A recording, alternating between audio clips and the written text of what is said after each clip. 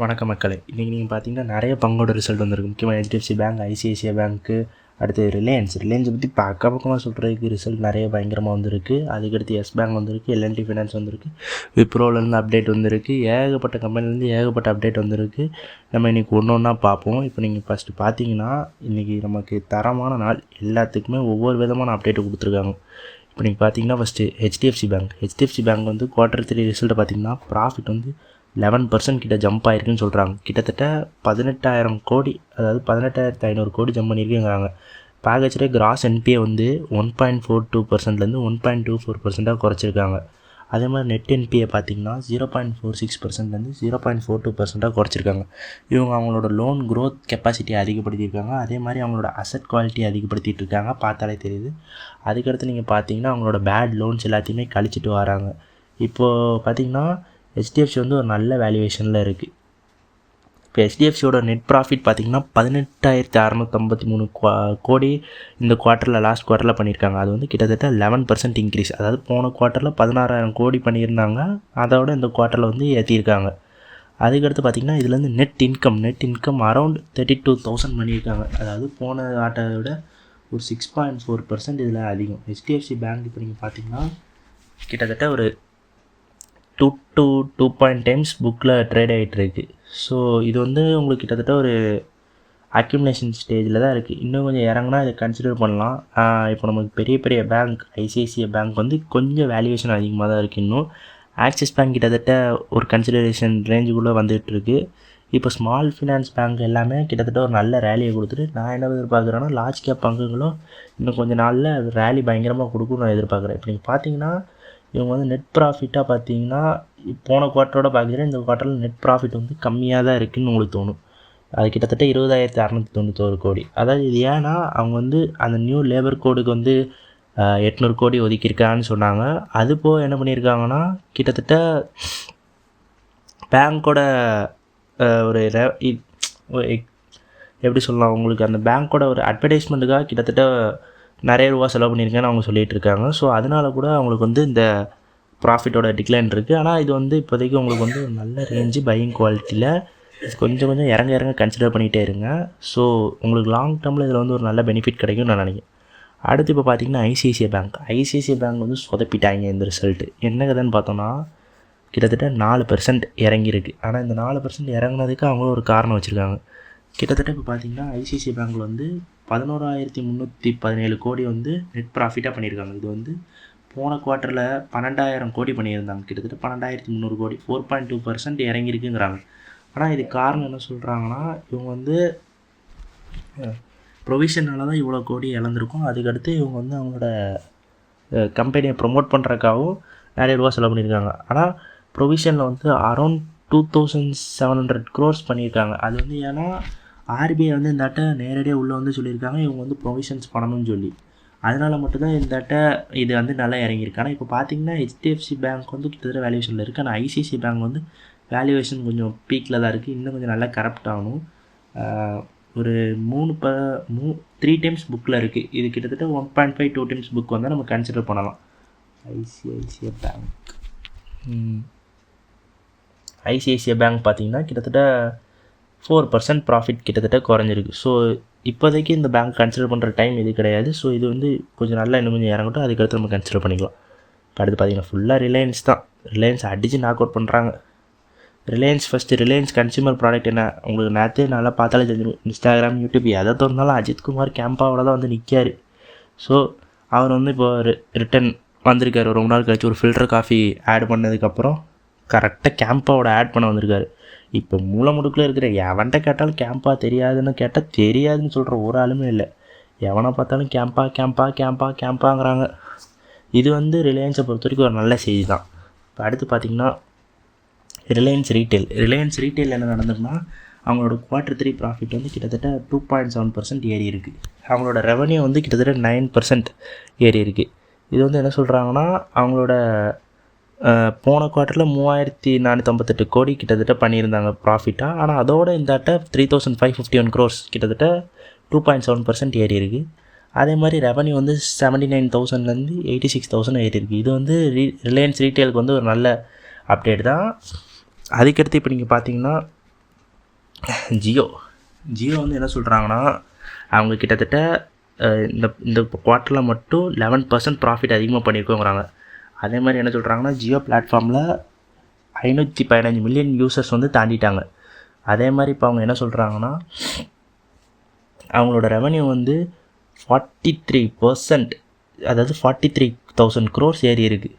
போன குவார்ட்டரில் வந்து 19,000 crore தான் இருந்திருக்கு.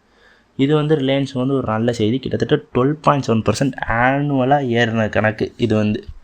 அதுக்கடுத்து நீங்கள் பார்த்தீங்கன்னா, இப்போ ரிலையன்ஸில் வந்து 5G பேஸ், அதாவது 5G இப்போ எல்லா ஃபோன்லேயுமே 5G சப்போர்ட் வந்தனால இப்போ 5G தான் எல்லோரும் ஆஃப் பண்ணுறாங்க. 5G சப்ஸ்கிரைபர் மட்டுமே இவங்க வந்து 250 மில்லியன் சப்ஸ்கிரைபர்ஸ் வச்சுருக்கேன்னு சொல்கிறாங்க. ஆனால் இவங்க வந்து ஏர்டெலை விட கம்மியாக தான் ப்ராஃபிட் மேக் பண்ணிகிட்ருக்காங்க. ஆனால் இப்போ நீங்கள் பார்த்தீங்கன்னா ரிலையன்ஸ் ஜியோட்ட மட்டும்தான் மார்க்கெட் ஷேர் வந்து ஏர்டெலோட கொஞ்சம் நிறைய இருக்குது. ஆனால் இப்போ இவங்க என்ன சொல்கிறாங்கன்னா, சில பேர் என்ன கம்ப்ளைண்ட் பண்ணுறாங்கன்னா, ஜியோ ஃபைபர் வந்து ஒரு நெட்டு ஸ்பீடு வந்து அவ்வளோவா இல்லைங்கிறாங்க. ஆனால் சில பேர் என்ன சொல்கிறாங்கன்னா, அதெல்லாம் பிரச்சனையே இல்லாமல் இருக்குங்கிறாங்க. ஸோ இதே அவங்க போக சரி பார்ப்பாங்க நான் நினைக்கிறேன். அடுத்து ரிலையன்ஸ் இண்டஸ்ட்ரீஸ் ரொம்ப ஆவலோடு எதிர்பார்த்துட்டு இருந்தேன். ரிலையன்ஸ் இண்டஸ்ட்ரியோட நெட் ப்ராஃபிட் வந்து 18,000 கோடி. கிட்டத்தட்ட இவங்களோட எபிட்டாவும் ஏறி இருக்குது. எபிட்டா ஏறி இருக்குது. இப்போ நீங்கள் பார்த்தீங்கன்னா இவங்களோட ரெவன்யூ வந்து கிட்டத்தட்ட 2.65 lakh crore. இது வந்து எப்படின்னா போன குவார்ட்டரில் 2.55 lakh crore இந்த குவார்ட்டர் ஏற்றிருக்காங்க. ஸோ இது வந்து அவங்களுக்கு ஒரு நல்ல ஏற்றம் தான். அதே மாதிரி எபிட்டாவும் ஏறி இருக்குது. கிட்டத்தட்ட 18.3% எபிட்டா மார்ஜின். இப்போ ரிலையன்ஸ் வந்து ஆயில் டு கன்சியூமர் ப்ராடக்ட் பார்த்திங்கன்னா ஓரளவுக்கு நல்லாவே இருந்துச்சு. ஆனால் ஆயில் டு கேஸ் பார்த்தோன்னா இதில் வந்து அவங்க ஒரு சின்ன போர்ஷன் தான் வச்சுருந்தாங்க. அதனால் இது வந்து அவங்களுக்கு ஒரு ஓகேஷாக இருந்துச்சு, சும்மா நார்மலாக இருந்துச்சு. ரிலையன்ஸ் வந்து இப்போ ஓரளவுக்கு நல்லா தான் பண்ணிகிட்ருக்காங்க. இப்போ நீங்கள் ரிலையன்ஸ் பார்த்திங்கன்னா, எனக்கு தெரிஞ்சு ரிலையன்ஸ் வந்து ஒரு அக்யூமுலேஷன் ஜோனுக்கு இன்னும் வரல. ஆனால் ரிலையன்ஸ் வந்து ஒரு கன்சாலிடேஷன் ஃபேஸை மேக் பண்ணிகிட்ருக்கு. இது வந்து கிட்டத்தட்ட பிரேக் அவுட்டுக்காக வெயிட் பண்ணிகிட்ருக்குன்னு நினைக்கிறேன். ஒன்று இறங்கலாம், இல்லை ஏறவும் செய்யலாம். நெட் ப்ராஃபிட்டாக என்ன பண்ணியிருக்காங்கன்னா, போன குவார்ட்டரோட இந்த குவார்ட்டரில் ஒரு 4% கிட்டே ஏறின மாதிரி தான் இருக்குது. 4% கிட்டே ஏறி இருக்குது. ஸோ 22,290 crores, அதாவது கிட்டத்தட்ட ஒரு 2% கிட்டே நெட் ப்ராஃபிட் ஏறி இருக்குது. ஸோ இது வந்து ரிலையன்ஸை பொறுத்த வரைக்கும் ஒரு நல்ல செய்தி தான். அடுத்து இப்போ பார்த்தீங்கன்னா ரிலையன்ஸில் வந்து ஏடிஆரில் வந்து அவங்களுக்கு வந்து கிட்டத்தட்ட ஒரு 2% விழுந்திருக்காங்க. ஸோ மார்க்கெட் நமக்கு என்ன எதிர்பார்க்குன்னா, திங்கக்கிழமை இண்டிகேட்டரியே ரிலையன்ஸ் வந்து ஒரு கேப் டவுனோட தான் ஓப்பன் ஆகும்னு நம்ம மார்க்கெட் வந்து எதிர்பார்த்துட்ருக்காங்க. அடுத்து இப்போ பார்த்தீங்கன்னா ஸோ இதுதான் இப்போ நான் பேசிகிட்டு இருந்தேன். ரிலையன்ஸ் வந்து அங்கே ஜிடிஆரில் வந்து ஒரு 2% விழுந்திருக்கு ரிசல்ட்டுக்கு அப்புறம். ஸோ அதனால் என்ன நினைக்கணும், ஒரு கேப் டவுன் மூலமாக ஓப்பன் ஆகும்னு எதிர்பார்க்குறாங்க மார்க்கெட்ஸ்.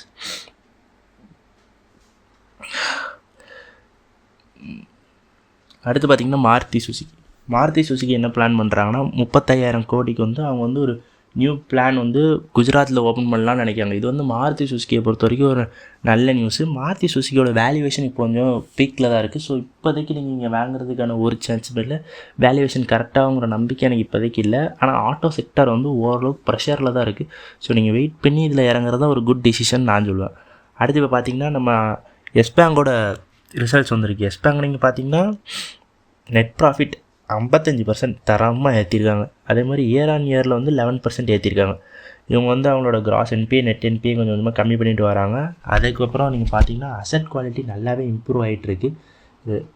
எஸ் பேங்க் வந்து ரொம்ப காலம் கழித்து ஒரு விடிவு காலம் பிறந்த மாதிரி இவங்க வந்து கிட்டத்தட்ட ஓரளவுக்கு ஒரு நல்ல ப்ராஃபிட் பண்ணியிருக்காங்க.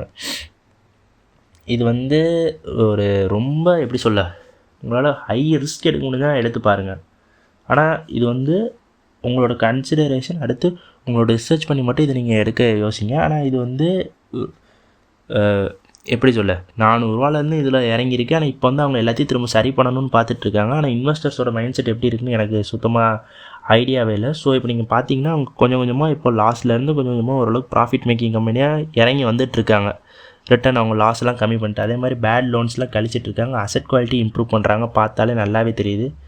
கிராஸ் என்பிஏ வந்து கிட்டத்தட்ட பார்த்தீங்கன்னா டிசம்பர் 2022 வந்து 2% இருந்திருக்கு. அதை அவங்க கொஞ்சம் கொஞ்சமாக இறக்கி 1.5% கொண்டு வந்துட்டாங்க. அதே மாதிரி நெட் என்பிஏ 1%லேருந்து கிட்டத்தட்ட 0.3% கிட்ட கொண்டு வந்துட்டாங்க. இதெல்லாம் ஒரு கம்பெனியை பொறுத்த வரைக்கும் ஒரு நல்ல விஷயந்தான். புக் வேல்யூவோட கம்மியாக தான் ட்ரேட் ஆகிட்டுருக்கு. புக் வேல்யூ கிட்டத்தட்ட அரௌண்ட் புக் வேல்யூ கிட்டத்தட்ட 1.2 times புக் வேல்யூவில் ட்ரேட் ஆகிட்டுருக்கு. ஸோ வந்து இதோட உங்களுக்கு வந்து இதில் ரிசர்ச்சை அனலைஸ் பண்ணிவிட்டு உங்களால் இதில் என்ட்ரு ஆக முடியும்னா மட்டும் என்ட்ரு ஆகுங்க, இல்லாட்டி தேவையில்லாமல் ரிஸ்க் எடுக்க வேண்டாங்கிறது என்னோடய அட்வைஸ்.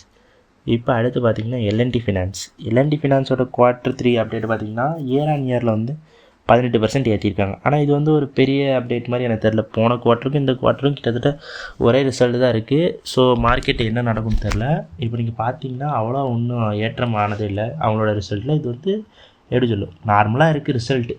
இப்போ பார்த்தீங்கன்னா எல்என்டி ஃபினான்ஸ் போன குவார்ட்டரில் நெட்டாக 735 கோடி ப்ராஃபிட் பண்ணியிருக்காங்க. இந்த குவார்ட்டரில் நெட்டாக 738 கோடி ப்ராஃபிட் பண்ணியிருக்காங்க. ஃப்ளாட்டான ஒரு பர்ஃபார்மன்ஸ் Q3 கம்பேர் பண்ண சரியா. அடுத்து பார்த்திங்கன்னா விப்ரோவில் என்ன விப்ரோவில் இன்றைக்கி நமக்கு என்ன நியூஸ் வந்திருக்குன்னா, விப்ரோ வந்து ஏடிஆரில் ரிசல்ட் சரியில்லைன்னு சொல்லி கிட்டத்தட்ட 5-6% அடித்து நாக் அவுட் பண்ணிட்டாங்க யூஎஸ் மார்க்கெட்டில். ஸோ நம்ம மார்க்கெட் என்ன எதிர்பார்க்குறாங்கன்னா, இந்த மாதிரி நடந்தால் நமக்கும் இந்த மாதிரி நடக்க சான்சஸ் இருக்குது. ஸோ நம்ம மார்க்கெட்டில் விப்ரோ வந்து ஒரு 3-4% விழலான்னு எதிர்பார்க்குறாங்க. ஸோ மார்க்கெட் வந்து ஒரு வேளை விப்ரோ திங்கக்கிழமை அடித்தா உங்களுக்கு கன்சிடர் பண்ண பார்த்துக்கோங்க. ஏன்னா விப்ரோ ஓரளவுக்கு கரெக்டான டீசென்ட் வேல்யூவேஷனில் தான் இருக்குது. விப்ரோ வந்து இப்போ கூட கன்சிடரேஷன் ரேஞ்சில் தான் இருக்குது நான் சொல்லுவேன். ஆனால் இப்போ என்ன சொல்லுவாங்கன்னா, சில பேர் இது பீக்கில் இருக்கும்பாங்க. ஸோ இது வந்து ஒரு 3-5% கிட்ட கரெக்டாச்சுன்னா நீங்கள் வந்து ஒரு 5-10 பொறுக்கி போடுறதுல ஒன்றுமே ஆயிடாது. ஸோ இதோட டிவிடெண்ட்டும் கிட்டத்தட்ட 4.1% கிட்டத்தட்ட நம்ம சேவிங்ஸ் பேங்க்கில் போட்டதோட கொஞ்சம் ஹை இன்ட்ரெஸ்ட்டாக வரும். ஸோ இதை நம்ம கன்சிடர் பண்ணுறதுல ஒரு தப்புமே இல்லை. அதுக்கடுத்து பார்த்திங்கன்னா, இப்போ என்டிபிசி கிரீன் வந்து ஒரு அப்டேட் கொடுத்துருக்காங்க. இவங்க வந்து கெயில் கூட சேர்ந்து ஒரு ஜாயிண்ட் வெஞ்சர் போட போகிறதா பேசுகிறாங்க. இது வந்து என்டிபிசி கிரீனுக்கும் கெயிலுக்கும் ஒரு ரொம்ப நல்ல செய்தி. ஸோ அவ்வளோதான் மக்களே, இன்றைக்கான செய்திகள் அவ்வளோதான். திரும்ப மீண்டும் நாளை சந்திப்போம்.